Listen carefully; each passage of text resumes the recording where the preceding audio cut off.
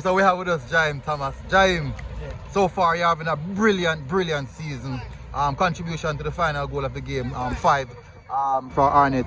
What do you think about the game today and how you're feeling so far for this season? Well, it was a good game. When we started a little bit sloppy, but in the latter part of the game, we capitalized on our chances and get 3 goals and come again in the second half and execute our very training. Alright, for you now, how you think your season is going so far?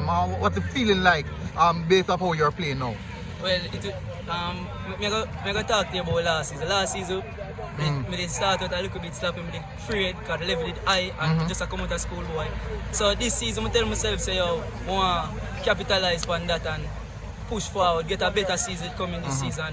It is working so far for me. Alright, so retraining now, have you stepped up in training? Because you know, you're not that physical, you know, is that something you're looking to work on?